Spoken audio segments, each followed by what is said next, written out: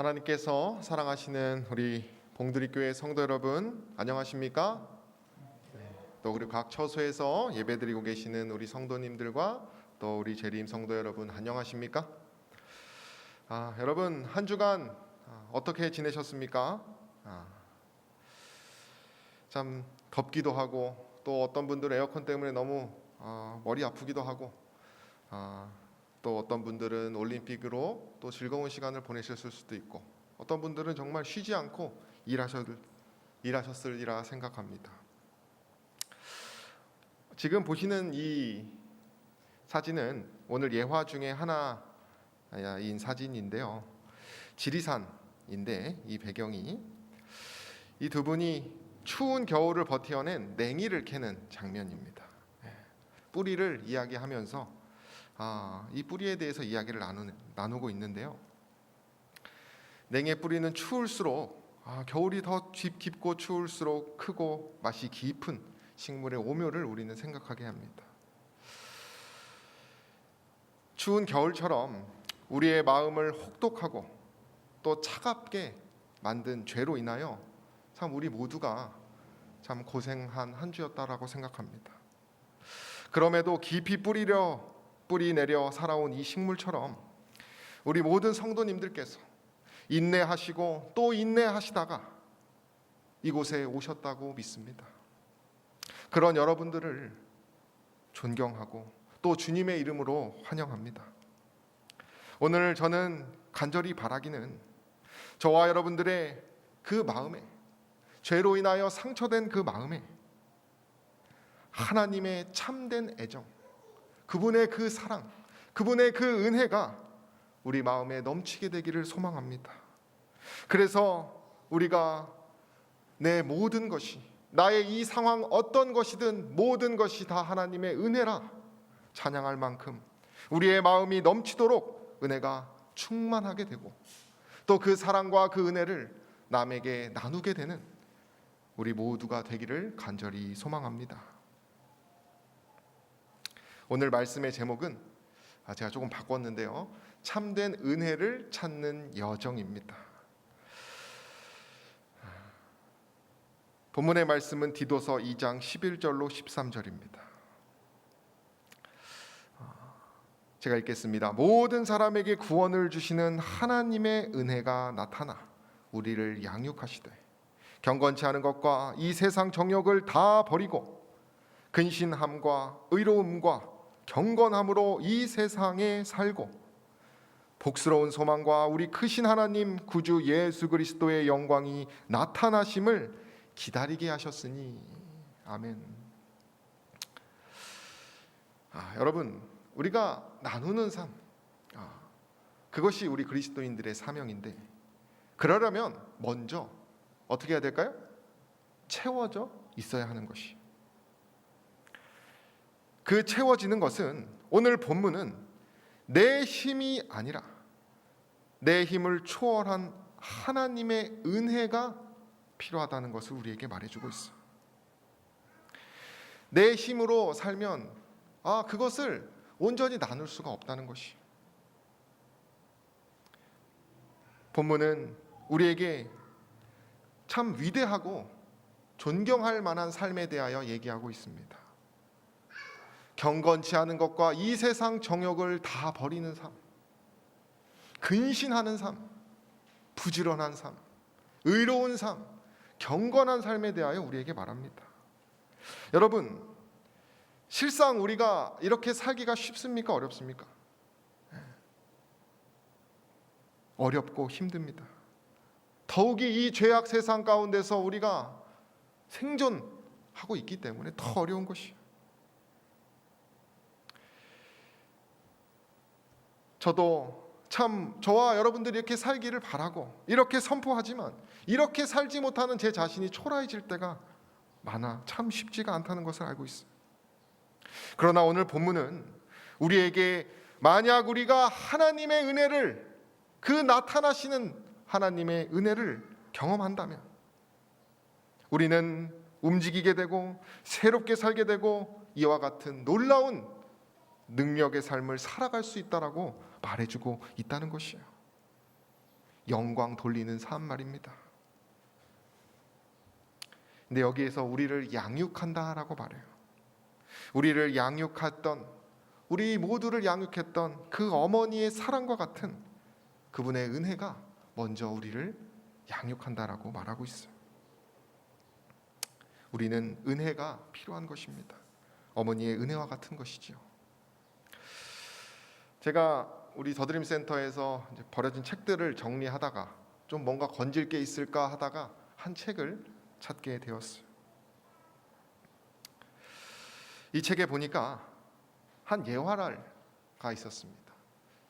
한 호텔에서 바퀴벌레가 나왔어요. 바퀴벌레가. 그 고객이 너무 화가 났습니다. 그래서 컴플레인을 걸었어요.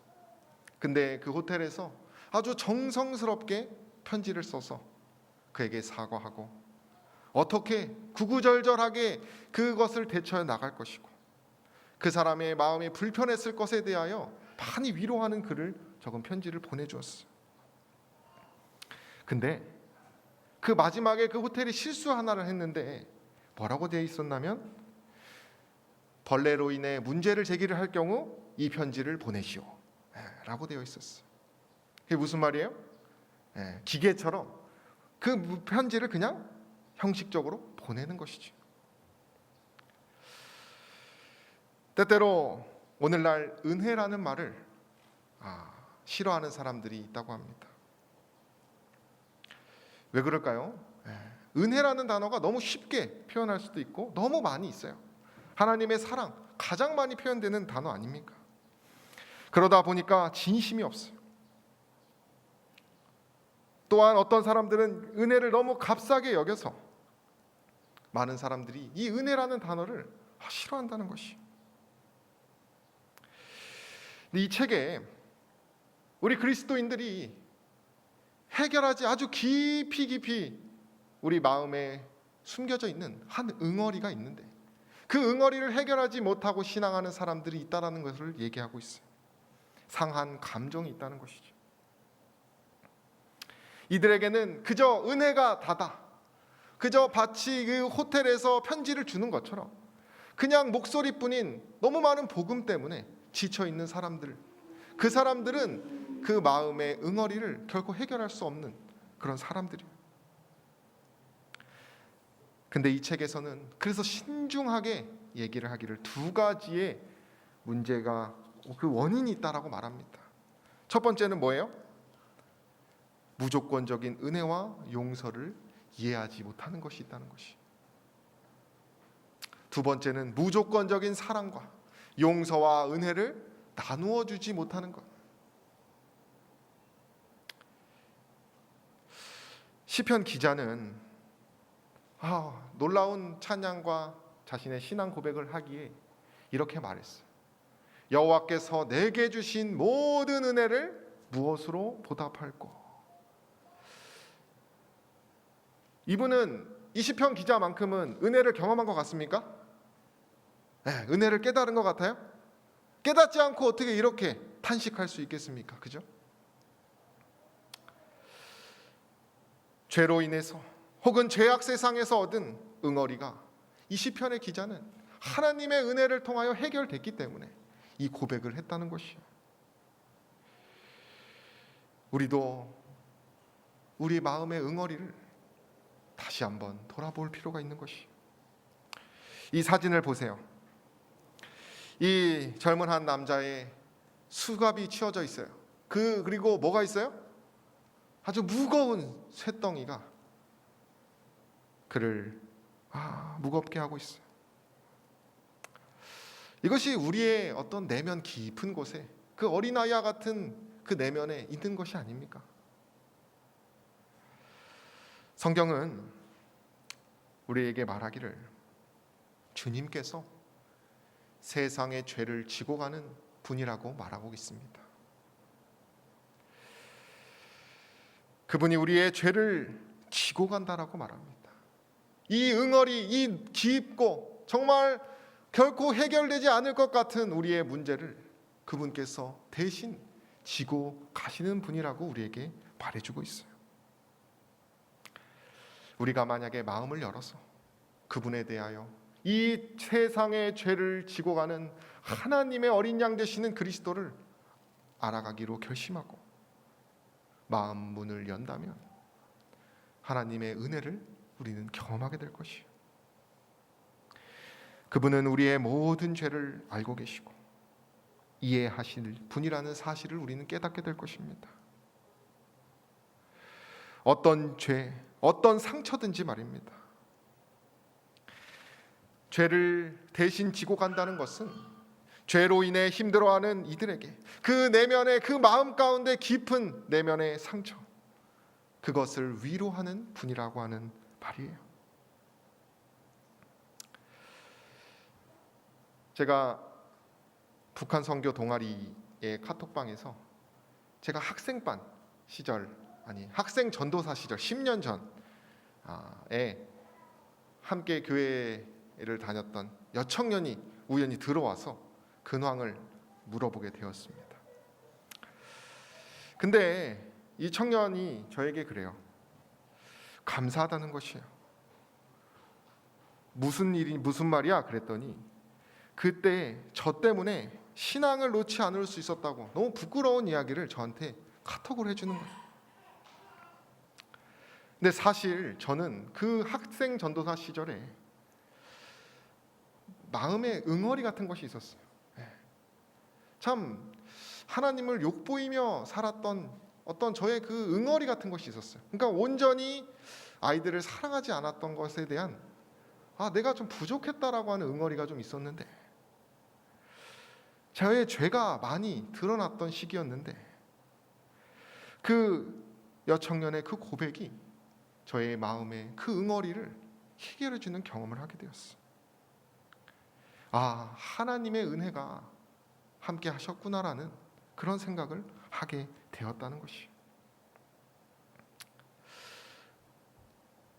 우리는 그럼에도 이 은혜가 값싸게 여겨지는 시대일지라도 우리가 기억해야 될 것은 우리 마음 가운데 그 깊은 곳에 있는 응어리를 치유하는 유일한 해결책이 바로 하나님의 은혜라는 것을 오늘 이 시간 기억해야 될 것입니다. 한 그림을 가지고 왔습니다. 이 그림에 이 나무의 뿌리는 죄로 기록되어 있어요. 저주, 미움, 질투, 도둑질, 간음, 살인, 음란. 성경은 죄가 더한 곳에 뭐가 넘친대요? 은혜가 더욱 넘쳤다라고 말합니다. 때때로 우리는 신앙하는 분들의 간증 속에서 또 설교 속에서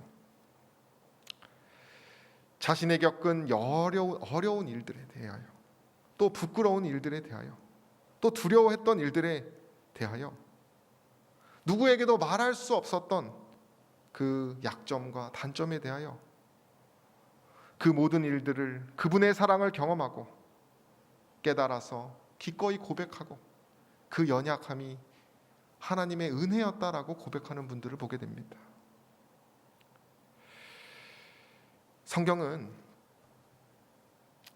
부모와 자녀 사이의 원망, 또 실수와 살인, 죄된 여러 경험들, 억울한 일들, 성적인 문제, 그런 것들을 비롯하여 각 세대에 걸쳐 인간으로서 겪을 만한 내면의 깊은 상처들이 기록되어 있습니다.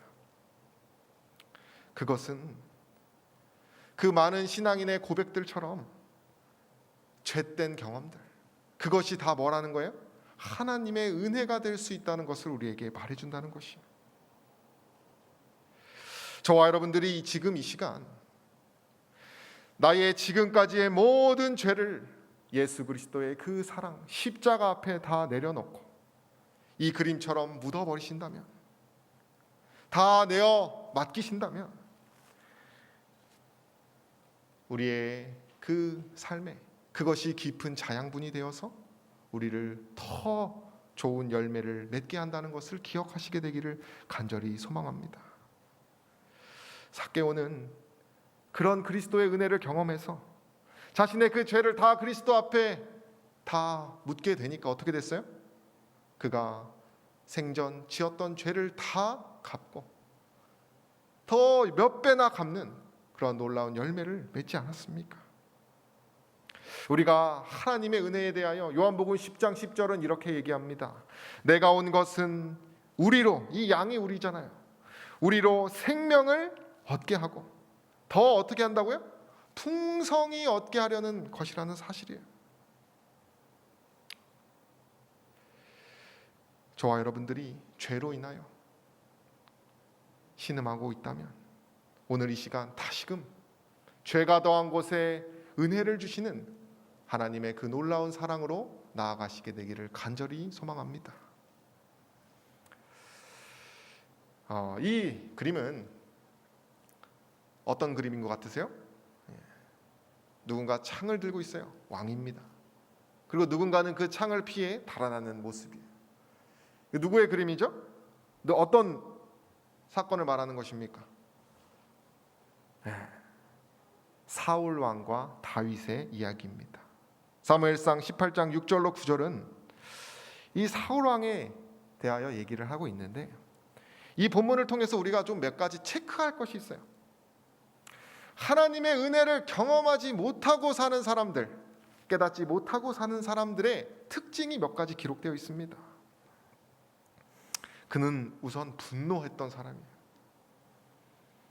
그것은 그의 낮은 자존감을 드러냅니다. 그리고 그 분노를 자신에게 드러내지도 않고 다윗과 그 여자들 탓을 합니다. 이 장면은, 이 본문은 뭐예요? 여인들이 승전가를 외치며 오고 있는 다윗을 향해서 사울의 죽인 자는 천천히고 다윗은 만만이라고 노래 불렀던 그 장면 이후에 벌어진 사건을 그린 그림이에요. 사울 왕은 사실 권위가 있었던 사람입니다. 그 다윗이 만만해라고 사람들이 부르지만 다윗을 전쟁터로 임명할 수도 있던 사람이고 자신의 사위로 드릴 수 있던 사람이고 다윗을 쥐락펴락할 수 있는 능력을 가졌던 사람이에요. 그러나 그는 그것을 바라보지 못하고 그저 자신의 명에 따르는 수하의 존재인데도 불구하고 평가에 연연하고 그를 미워하는, 그에게 분노를 드러내는 그의 특징을 보게 됩니다. 저와 여러분들은 어떻습니까? 혹시 무언가로 인하여 불안해하고 분노를 드러내고 있진 않으십니까? 누군가의 평가에 의하여 그것을 너무 연연하고 있지는 않으십니까? 여기에 사무엘상 18장 9절에는 그날 이후로 사울이 다윗을 뭐 했어요? 주목했다라고 말합니다. 그가 너무 불안한 것입니다. 그는 자신에게 하나님께서 주셨던 은혜를 기억지 못하고 그것을 바라보지 못하고 뭘 주목하고 있어요? 자신의 문제를 주목하고 있다는 것이에요. 결국 선의를 악의로 보는 지경에 이르고 증세가 심해져서 다윗을 죽이지 않고서는 안 되는 지경까지 사울이 이르게 된다는 것이에요. 편든다고 자신의 아들 요나단도 어떻게 하려고 그래요? 죽이려고 하는 그의 모습을 우리는 발견하게 됩니다. 자신의 문제만을 바라보고 살았기 때문에 여러분, 우리가 만약에 우리의 상처와 그 죄만을 바라보고 산다면 어떻게 되겠습니까? 어떻게 되겠어요?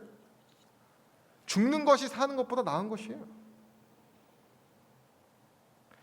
사단은 우리에게 잘못된 지식을 넣어주기를 너무 원합니다. 이 사울이 다윗만을, 자신의 어떤 문제만을 주목했던 것처럼 우리에게 선입견을 주어서 그 문제를 해결치 않고서는 너는 아무것도 해서는 안 된다라고 우리에게 말하면서 우리를 그 죄책감과 그 늪으로 자꾸 넣는 것이 누구의 속셈이에요? 사단의 속셈이라는 것이.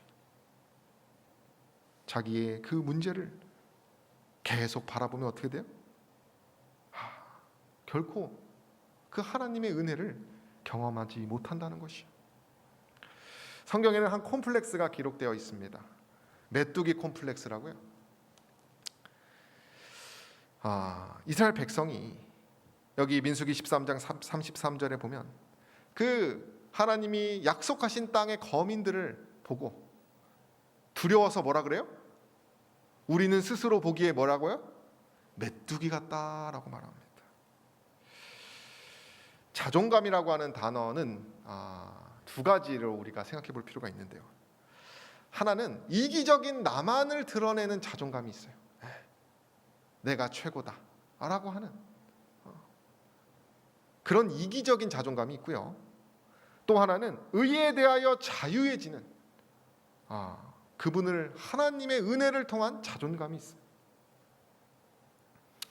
하나님의 은혜를 통해서 새로워지는 자존감은 그분을 통하여 의로워지고 기뻐지고 은혜로 인해 감사가 넘치고 살맛이 나는, 내게 은과 금은 없거니와 하나님으로 살 수 있다라고 하고 그렇게 고백할 수 있는 담대함을 주는 자존감이 있어요. 이 메뚜기 콤플렉스를 백성들이 알았어요. 스스로를 너무 초라하게 만드는 것입니다. 혹시 저와 여러분들 가운데 내 자신을 그렇게 여기는 분들 계십니까? 똑같은 믿음의 백성들이었는데 누구는 나는 메뚜기다라고 똑같이 나는 죄인이라고 말하는 사람들인데, 한 사람은 메뚜기라고 말하고 다른 한 사람은 80세의 나이에 노전사의 용맹을 드러내면서 하나님이 약속한 땅, 그 거인들을 정복할 수 있다라고 고백하는 사람이 있었다라고 하는 사실이에요. 갈렙이 그런 사람이었죠. 그는 이 콤플렉스를 극복했던 사람입니다. 그는 모든 사람들과 똑같이 광야에서 원망과 많은 불평을 토로할 만한 그러한 삶을 살았지만 그는 결코 하나님을 원망하지 않고 자신을 메뚜기라 여기지 않았어요. 자기의 죄와 세상의 죄를 바라보지 않고 오직 하나님의 은혜와 동행한 사람이었다는 것이. 제가 영감에 그래서 이 갈렙의 신앙을 보니까 그가 자신을 살리시는 하나님에 대하여 감사했다 그래요. 그 광야 가운데, 그 어려움 가운데도 내가 뭐 할 수 있는 거예요? 살아가고 있다는 사실에 하나님께 감사하는 신앙을 가졌다는 것이. 그런 사람이 은혜를 깨닫고 살아가는 사람이에요. 그래서 그가 자신의 자존감이 살아나고 기가 살아난 것이에요. 그래서 믿음의 고백을 어떻게 한 거예요? 더욱더 보란듯이 한 것이에요. 만약에 성도 여러분, 저와 여러분들이 하나님의 은혜가 우리를 나태하게 하거나 게으르게 하는 단어라면 우리는 어쩌면 이 메뚜기 콤플렉스와 같이 하나님의 은혜를 너무 값싸게 여기고 있지는 않은가 돌아볼 필요가 있다는 것이. 오늘 이 시간 우리의 마음을 깊이 다시 들여다보시고 내가 하나님의 은혜를 경험하고 깨닫고 이 갈렙과 같은 삶을 살고 있는지, 아니면 내 스스로를 메뚜기 같다 여기고 원망하고 살고 있는지 다시 한번 생각해 보시게 되기를 바랍니다. 에베소서 2장 10절은 우리에게 말합니다. 우리는 그의 뭐하라고요? 만드신 바라라고 말해요. 만드신 바. 여기 그림에 보니까 Made in God 써 있습니다. 이 사람이 보통 Made in God은 제품에 써 있는 거예요, 그죠? Made in China, 그죠? 뭐 Made in USA. 어떤 분은 USA 미제를 참 좋아하시는 분들 있죠. 이 그림은 내가 하나님 것이라는 분명한 확신을 갖고 있는 것이. 제가 얼마 전에 차량을 리콜 해야 된다, 차량이 문제가 있으니 무상으로 수리해 줄 테니 와라라고 하는 편지를 받았어요. 여러분, 차량을 만든 회사로부터 리콜을 받는 거예요, 그죠? 왜 그래요? 설계했기 때문에 뭐 할 수 있는 거예요? 원인을 잘 알고 그것을 잘 해결할 수 있는 것이. 마찬가지입니다. 우리가 목사님을 통하여 창조신앙에 대하여 금요일마다 배우고 있는데 우리를 설계하신 분이 누구래요? 이 말씀에 보니까 하나님 아버지라는 것이요. 그리스도 예수라는 것이. 그분이 우리를 만드신 분이기 때문에 우리의 내면에 어떤 상처든지 간에 뭐 하실 수 있는 분이에요? 이해해 주시고 해결하실 수 있는 분이라는 것이에요. 그분은 오늘도 우리를 리콜하십니다. 너의 자아가, 너의 마음이, 너의 믿음이 상처 입었으니 나에게 와서 다시 뭐 하라고요? 고침을 얻으라고 말하고 계신다는 것이에요. 그분은 비관주의나 고독감이나 허무주의의 유일한 치료제가 되신다는 것이에요. 은혜, 그것이 은혜죠. 은혜는 여러분, 저는 이제 앞으로도 계속 이 은혜를 어떻게 우리 성도님들이 맛있게 드실 수 있을지 참 요리하는 그런 심정으로 말씀을 준비하려고 합니다. 은혜, 참 우리가 은혜를 우리의 삶 가운데, 우리 교회는 특별히 많이 경험하고 있어요. 은혜의 원리를 우리가 여기서 볼 수도 있는데요. 우리 교회는 어제 파하고 상추 가져가신 분들 계시죠? 여기 그림이, 이 사진이 그 장로님이셔요. 이분 덕에 우리 교회는 두부도 나누고 숙주도 나누고 콩나물도 나눕니다. 모르는 분 없을 것입니다. 받은 게 있으니까 뭐 하는 거예요? 나누게 되는 것이에요. 어제도 파와 상추를 30개씩 받아왔어요. 그거 제가 다 혼자 먹을 수 있습니까? 사람 혼자 먹을 수 없어요. 다 어떻게 하는 거예요? 나누는 것이. 우리가 그럴 수 있는 것은 천사와 같은 이 용두동행교회 유용식 장로님 덕분입니다. 근데 이분이 한 기사를 제가 우연히 찾게 되었는데, 이분이 이렇게 상추와 파를 기꺼이 나누십니다. 근데 이분이 뭐라고 말하냐면, 인생의 고비고비마다 하나님의 은혜를 느껴서 내가 이 은혜를 나누고 살기를 결심했다라고 말합니다. 17살 이질로 생애 마지막을 준비하던 때 하나님의 은혜를 경험했고, 시계방 사환으로 일하던 중 가게에 시계를 도둑 맞았을 때 하나님의 은혜를 경험했고, 군대에서 갑작스러운 토지 개발로 이사를 했던 때 그때 하나님의 은혜를 경험했고, 이렇게 자신의 인생 구비구비마다 하나님의 은혜를 경험하여서 자연스럽게 그 은혜를 나누겠다라고 하는 마음으로 평생을 살아가고 있다라고 말해요. 저거 목사님이 매주 2번씩 그분에게 찾아갑니다. 월요일은 두부하고 숙주, 콩나물 받으러 가고, 금요일은 파나 상추를 받으러 가요. 받을 때마다 얼마나 인자하시고, 이 상추를 보시면 하나하나 다 이렇게 소포장해가지고 준비하고 계셔요. 그분이 먼저 받은 은혜 덕분에 우리 교회가 은혜를 나눌 수 있는 것이에요. 사랑을 나누게 돼요. 근데요, 은혜의 원리가 참 놀라운 게 있어요. 뭐냐면, 주신 분은 이 장로님이에요. 근데 이 상추하고 파를 우리가 나눠줬을 때 영광을 받는 것은 누굽니까? 나눠주는 우리가 받는다는 것이에요. 영광을 나누는 사람이 뭐예요?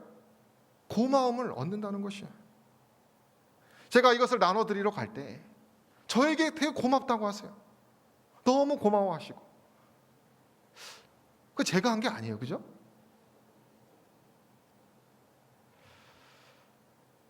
여러분, 하나님께서 우리에게 나누는 삶을 살라고 말하시고 우리에게 희생하고 살라고 말하신 것은, 우리가 그렇게 하나님의 은혜를 먼저 받아야 나눌 수 있는 것일 뿐더러, 나누려고 하는 우리를 뭐 한다는 거예요? 우리의 자존감을 살리신다라고 하는 것이에요. 기쁨이 배가 된다는 것이 이런 것이에요. 우리가 희생하고 우리가 그 은혜를 나누려고 결심하고 그렇게 살아가면 우리의 자존감, 우리 내면의 그 상처는 더욱더 어떻게 되는 것입니까? 치유되고 우리는 더욱더 담대해지고 더욱더 용감해질 수 있다는 것이에요. 그것이 갈렙이 겪었던 은혜의 믿음이라는 것이에요.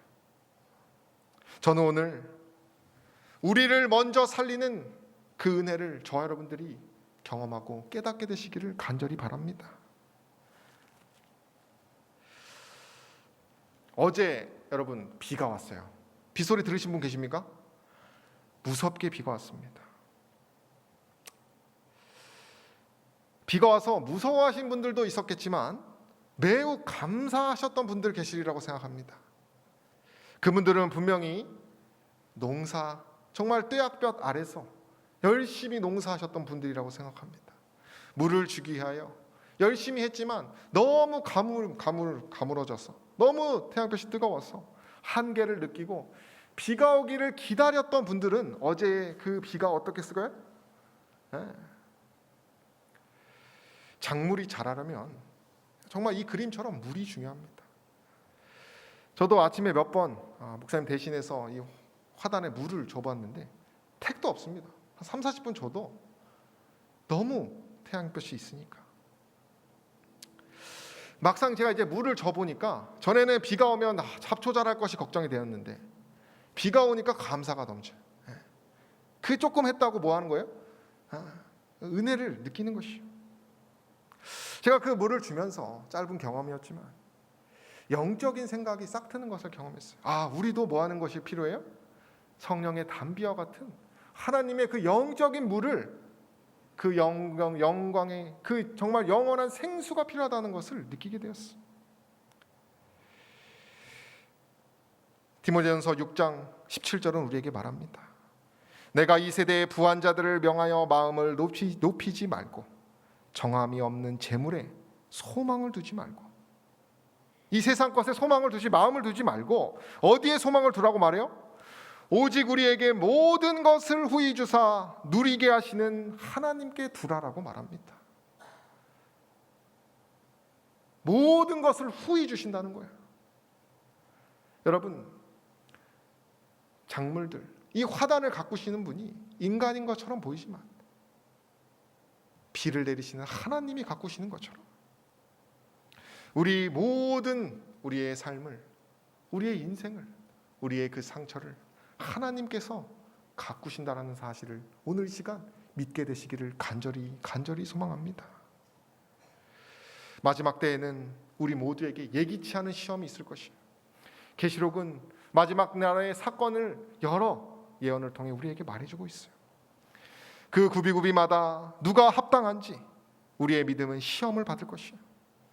그러나 맨 마지막 성경 이 계시록 22장 21절은 반드시 우리에게 그 희망을 말하는데 뭐라고 말해요? 우리 함께 읽어볼까요? 주 예수의, 시작. 주 예수의 은혜가 모든 자들에게 있을지어다 라고 우리에게 말한다는 것이에요. 그렇기 때문에 그분의 은혜를 생각하며 저 여러분들이 아멘 할 수 있는 저 여러분 되기를 간절히 소망합니다. 우리 은혜에 대해서 좀 더 생각해 보겠습니다. 올림픽 때문에 저는 개인적으로 저녁에 애기 보면서 이 올림픽 보고 조금이라도 이렇게 즐거움을 갖고 있는데, 이번에 올림픽 최초로 금메달 3개를 딴 안산 선수가 있어요. 이 선수의 인터뷰를 제가 쭉 보면서 참 감동을 받고 정말 이분이 20살이에요, 그죠? 근데 이제 구구절절 인터뷰를 하는 마지막에 뭐라고 하냐면 이제는 집에 가서 어머니가 끓여주신 애호박찌개가 먹고 싶다라고 말하더라고요. 이 선수가 정말 고생했어요. 아마 이 딸이 이 애호박찌개가 생각난 것이 누구의 사랑이 생각난 거예요? 엄마의. 그 엄마가 집에 가면 뭐라 그럴까요? 애썼다 우리 딸, 그럴 거예요. 자신의 존재를 다시 한번 확인하고 그 가족에게서 인정받는 것만큼 세상에 더 좋은 게 뭐가 있겠습니까?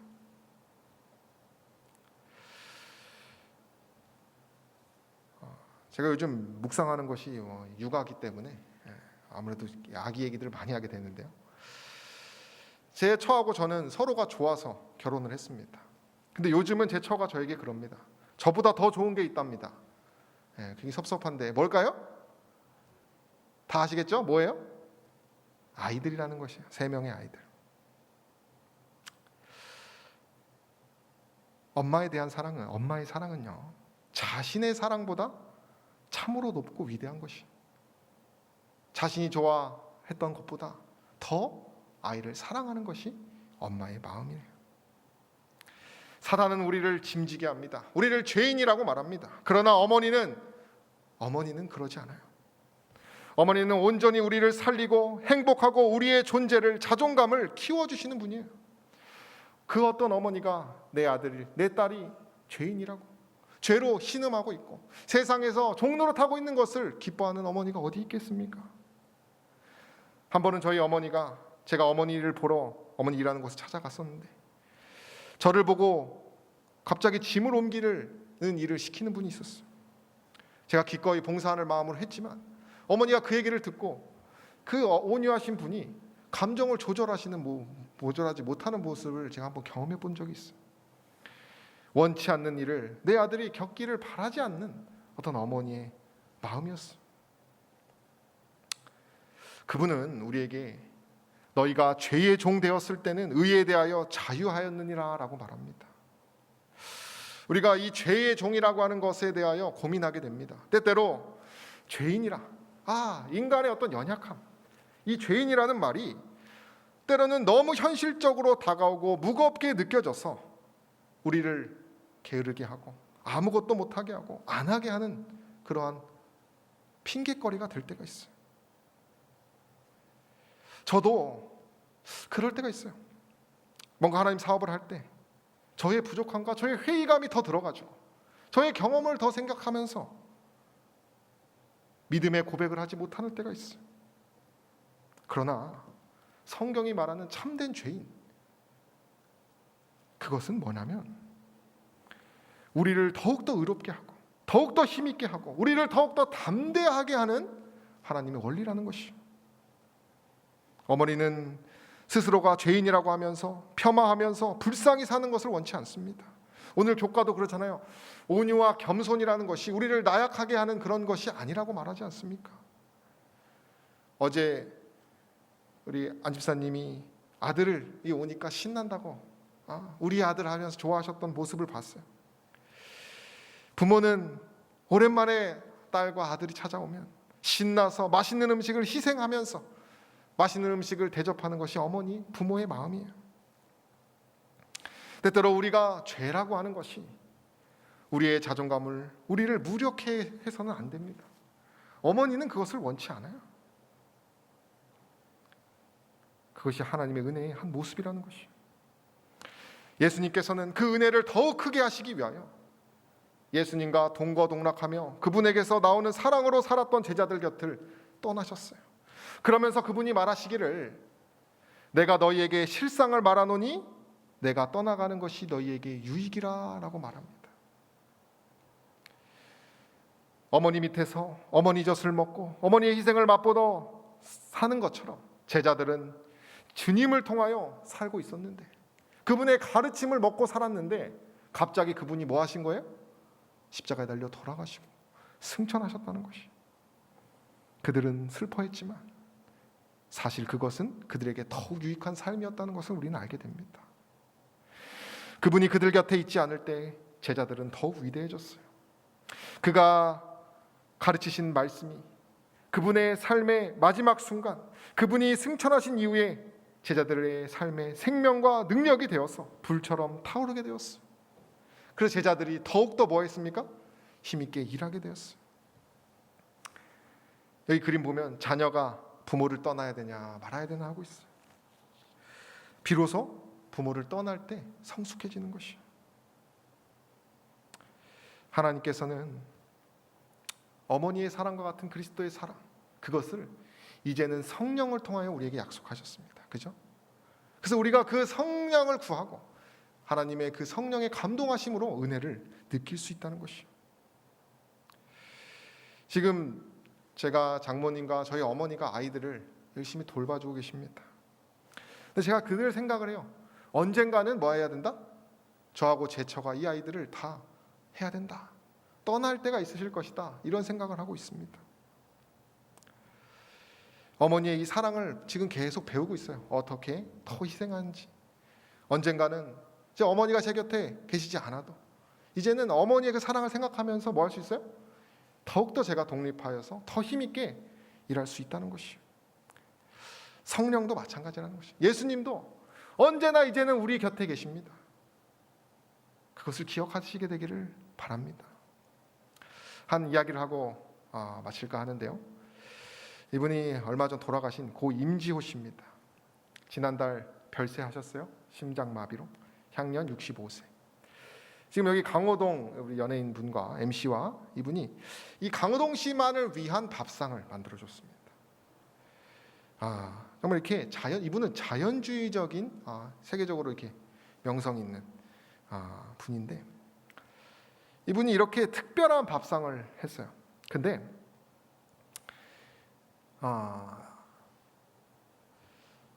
호동 씨가 스트레스를 많이 받는 것 같아서 준비했다고 했어요. 근데 알고 보니까 그 음식이 뭐 강호동 씨가 부자고 잘 나가기 때문에 뭐 그런 음식 안 먹어봤겠습니까, 그죠? 근데 특별한 것이 이분이 이 강호동 씨의 고향인 마산 이 모든 식재료를 그 고향에서 다 따왔어요.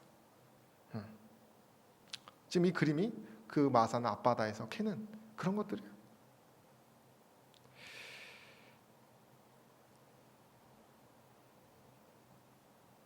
그리고 이 마산 어머니의 손길 발길이 다 닿아 있는 그 풀들을 그분이 다 강호동 씨를 생각하면서 다 딴 거예요.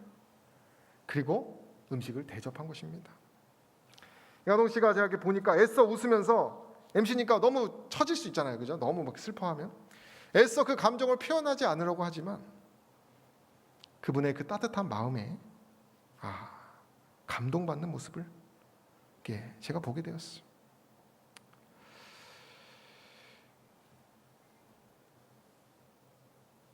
이분이 어머니의 사랑을 받지 못했던 분입니다. 이분에 대한 밥정이라고 하는 다큐멘터리를 제가 참 은혜에 대해서 생각하다가 어머니를 통해서 우연히 이분에 대해서 알게 되고 이걸 보게 되었어요. 이분은 자신이 할 줄 아는 게 음식밖에 없다고 하면서 이렇게 봉사하는 분이었는데 이분의 살아온 여정을 말하면 22살에 어머니가 돌아가셨고요. 근데 또 한 분, 그 돌아가신 어머니가 친어머니가 아니라는 것을 알게 되었어요. 그리고 전국을 떠돌면서 생어머니를 찾아다니셨던 분입니다. 이분의 생모는 본인이 임신한 줄 모르고 결국 임신을 못한다고 아버지가 새 여자를 받았고 그 길로 나가게 되었어요. 근데 임신했다는 걸 뒤늦게 알고 아이를 낳게 됩니다. 이분을 낳은 거죠. 그리고 3살 때 키울 여력이 없으니까 이분을 다시 아빠에게로 보내줬어요. 그런데 그 보내주고 오는 길에 교통사고를 당해서 죽었어요. 이분에 대하여 돈 동네가 다 알았기 때문에 16살, 7살 때 주워온 놈이라고 쑥덕거리면서 왕따 같은 주변에 그 쑥덕거리는 아이들이 놀리는 것을 겪으며 그런 삶을 살았어요. 그래서 이분이 그 어머니의 사랑을 그리워하면서 찾아 나섭니다. 그렇게 40여 년간을 어머니의 사랑을 그리워하면서 뭘 하시냐면 이렇게 어머니를 찾아다니면서 음식을 대접해요. 이렇게 자연적이고 아주 자연 친화적인 음식으로만 내가 대접하는 이 음식이 내 생모의 혈육은 아닐까 하는 기대감으로 이 음식을 준다는 것이 내가 드렸던 이 음식을 누군가는 내 혈육을 만났겠지 하면서 음식을 준다는 것이 우리 어머니의 친척이라는 생각으로 요리를 해줍니다. 국수를 해주면서 내가 할 수 있는 것이 이것밖에 없다면서 그 음식을 받은 노모와 노부가 우리가 무슨 인연이길래 국수를 해주는 그에게 참 고마워요. 그분은 계속 이렇게 말합니다. 아름다우십니다. 그 깊은 주름을 보고도 너무 예쁘다고 아기 같다고 주름살도 좋다 예쁘다 좋은 말만 해줘요. 이분은 자신의 무형의 음식이라고 말하는 것이 첫 번째가 허영심을 버리는 것이고 둘째가 거짓말을 하지 않는 것이고 셋째가 부지런한 것이고 넷째가 마음이 흔들리지 않는 평정심을 가질 것이고 마지막에 음식을 먹을 사람에게 어떤 음식을 나눌지 재료를 판단하는 매의 눈을 갖는 것을 자신의 마음에 그거 새기고 있어요. 근데 이것이 어머니가 주신 마음이라는 것이에요. 어머니의 사랑도 온전히 경험하지 못했는데 그런 말을 한다는 것이 그가 이 어머니의 사랑을 그리워하면서 여정을 밟으면서 이런 깨달음을 얻었어요. 인생은 어떤 어려움이 있던 간에 못합니다. 스스로를 소중하게 여기고 대견하게 여기고 어머니의 눈물값을 해야 한다.